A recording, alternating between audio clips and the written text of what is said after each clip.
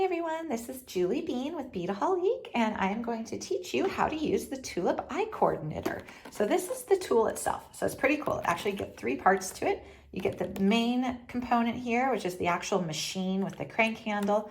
You get a weight and you get a crochet hook. I'm gonna open it all up in just a second, but I wanna show you what you can do with it first. So what it does is it creates these like rope-like cords or braids that come out of the machine. So normally if you are a knitter or a crocheter, you know that you would do this by hand. You would make each stitch by hand, you'd be counting your stitches and so forth. And with this one, the machine actually does it, which is awesome. Now I just tied it, you'll see here, let me show you real quick. This actually has a nice little knot on each end, the way it's finished. So I just tied it into a bow because I thought, well, that would be kind of fun, like a friendship bracelet almost, where you tie it on and wear it always. But you could also finish it with end caps. So I have like these ribbon pinch crimp ends that I did, and I used an S-Lon cord. So you can see that the type of material that you use really affects how the braid looks. So this one was using a sport weight yarn. So this was a nice kind of lighter weight yarn. And then this one was using S-Lon size 18. So if you're familiar with Kumihimo, you do a lot of Kumihimo with us at Beadaholique, S-Lon is usually what we use. So it's the same cord and it comes in a spool like this.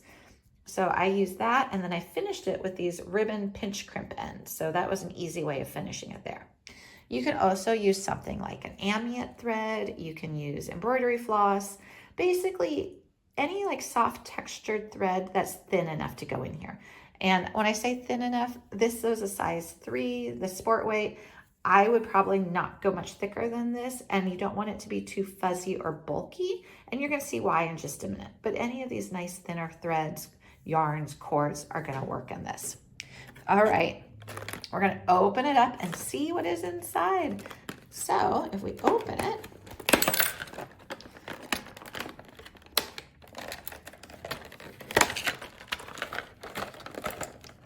tabs to keep it secure. Fun opening for the first time on this one. Okay, so 3 components to it. So you've got your main tool right here. So I got my mats kind of sliding everywhere. So this is your main tool. And you see, if we look close at it and you do the cranking, you've got all these hooks that go up and down, and you've got that handle. You have an interior well. That's another reason why you're not gonna want to have too thick of a yarn.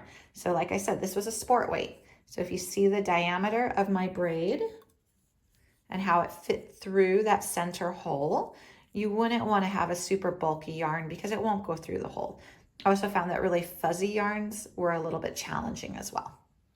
All right, and that's gonna come out the bottom. So it's got a hole that feeds all the way through it to the other side. You can see my fingers there. It's got this first guide right here, which we're gonna use to put our thread through. It has a notch up here as well, and I'm gonna show you how this works in detail.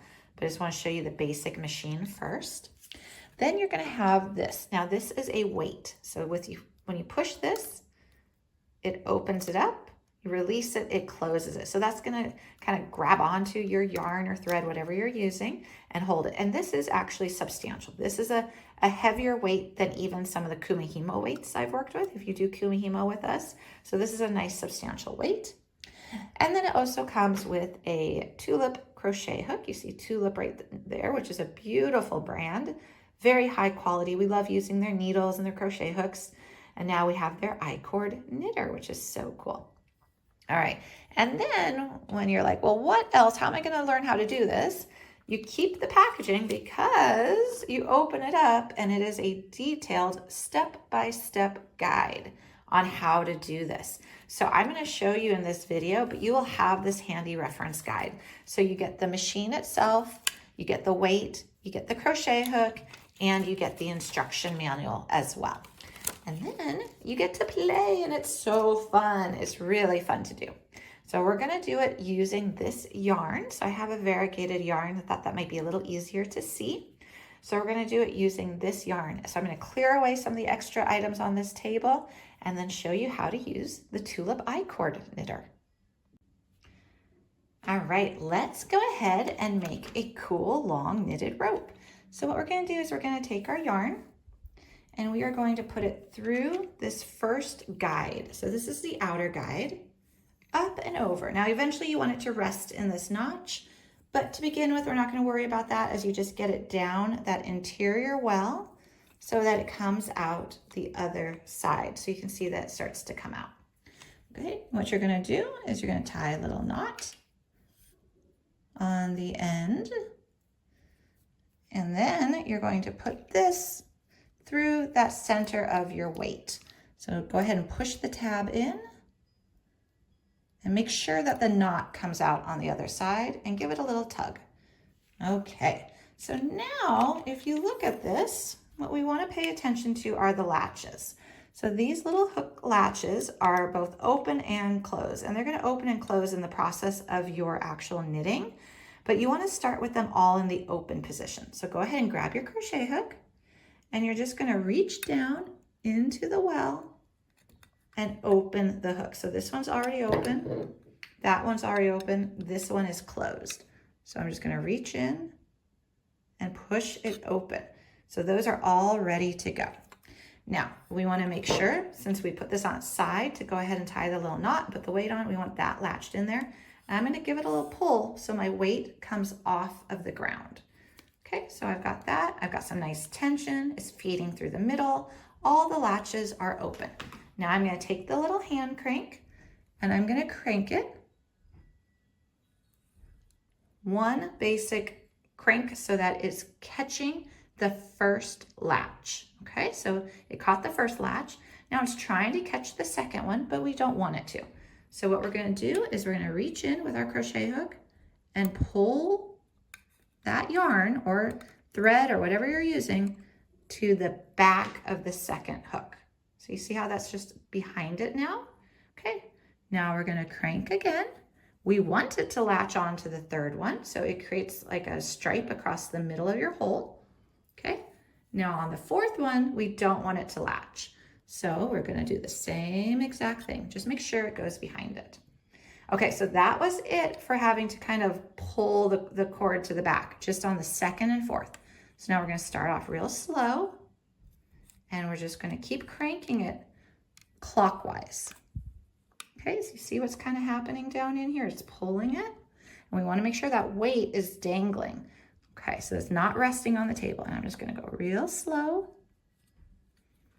You can start to hear sometimes a little cranking sound. Just keep going.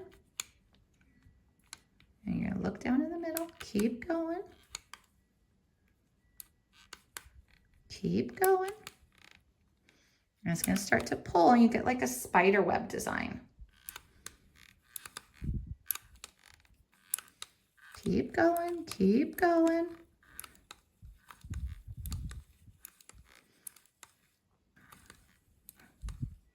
And as you go, you can start to go a little bit faster, but when you're first starting out, kind of go a little bit slow. So you can see what it looks like from the side. I kind of think the top down is more helpful. Keep going, keep going.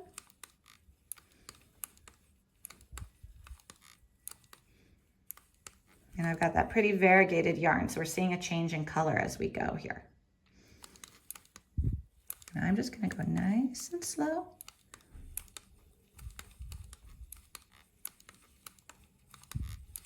And it's feeding it down through that well. Now I just noticed that my hook was not my hook, my weight was kind of sitting on my table because it had gotten longer. So I'm going to pull my camera up a little bit so that I have room for this to just kind of swing. Now, when it's all done, I'll have to see if I have like a little bunching happening or anything happening, because you want to make sure that you have even tension throughout, just like if you're doing kumihimo and you're familiar with that. Just keep going.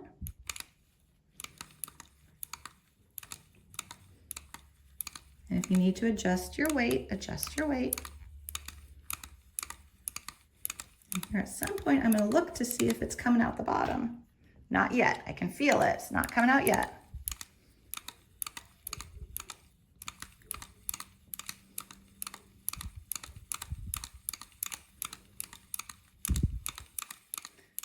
Okay, let's see.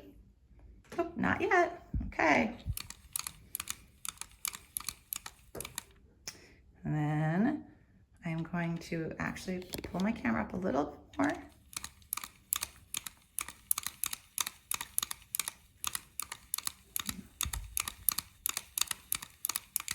And you can do this sitting, you can do this standing if that weight goes between your legs. And you're seeing this crank. Yay, it's coming out through the bottom. So we're gonna take a look at that. Okay. Had to change camera angles for just a second so you can see that. But you see it's feeding through that center hole.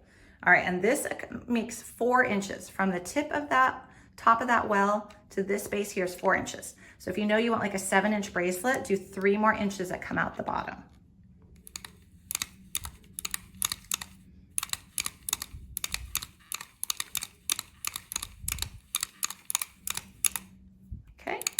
And when you are done, what you're going to do is keep cranking until you're ready and you're happy with what you have.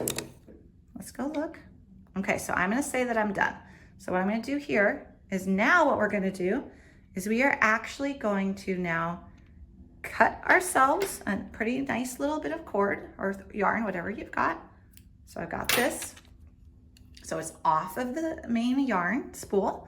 And now I'm gonna go ahead and I'm gonna crank it counterclockwise. So remember we were doing clockwise this whole time. Now we're gonna go counterclockwise. So let me lower my camera again. And what we're gonna do is we're going to go counterclockwise. And what that does is it releases it from the hooks. So it's releasing it all from the hooks. I think they're all out. Let me take a look. Yep, they've all been released. So now what you can do is you can gently, let me make sure they're all released. Yes. Okay, you can gently pull it through. So there is our braid. Now I don't want to work with it too much until I secure it. I'm going to pull this down so we can see it a little bit better. But that is what we just made. How cool is that? That's awesome. And you see that this is unfinished right here. So I'm going to show you how to finish the end. The end you started with is already finished with a nice knot right there. All right, I'm going to now show you how to finish it. All right, guys, so to finish it, you're going to go ahead and take your weight off. You're done with that. You're going to put away your tool. You're all done with that. You're going to put away your yarn. You're all done with that. And now looking at it, almost looks like a star right here. And what you've got is you've got 4 loops. 1, 2, 3, 4. And you've got your yarn tail coming out. And I see that this loop right here is starting to kind of slip away, and I don't want that to happen. So I'm just gonna kind of pull on it a little bit so it doesn't slip out. Okay, so now you're gonna take a big eye needle, a twisted wire needle, something that you can get your textile through, whether you're using yarn or embroidery floss, whatever you may be using, you're gonna want to have some way of putting a needle on it. Okay, so I put the needle on that. Now I'm going to go over to the next loop from where I started. Okay, and we're going to go through it.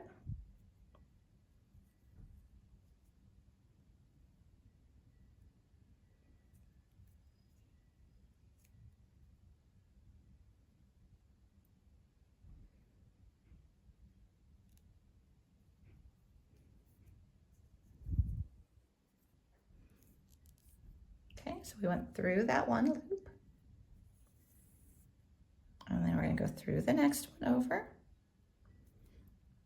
And it's a little easier, I will say, if you're using Eslon or embroidery floss, it's a little bit easier to see the loops than if you're using a yarn. So that's just something to kind of keep in mind. And notice I'm not really pulling very snug right now. I'm kind of leaving those as big wide loops. And I'm doing that so that I don't accidentally pull out the other loops before I've gone through them.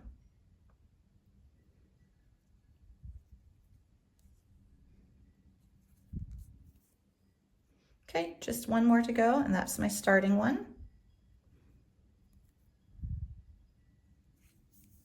Okay, so now that I've gone all the way through all the loops, I'm going to go back to the first one I did and now start to pull it a little tighter. So there we go. Just working my way around. You can even use your crochet hook to get a better grip on it. Just keep working around. working around, and then where it comes out. So you're pulling all of those together and you've made a nice little closure. Now what I also want to do is I want to go through one more, just go through a little bit of it. If you could find a loop or find some spot. So, see, use my crochet hook again. I just want to tie a knot.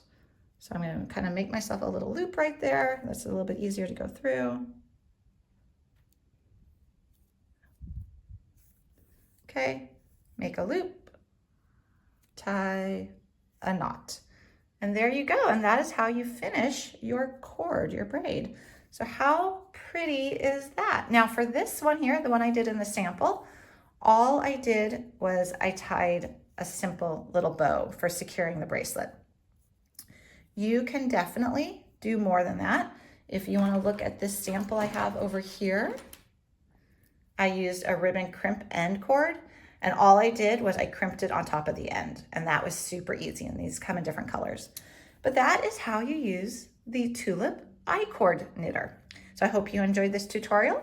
We'll have more tutorials using the I-cord knitter and different variations you can do with it at beadaholique.com.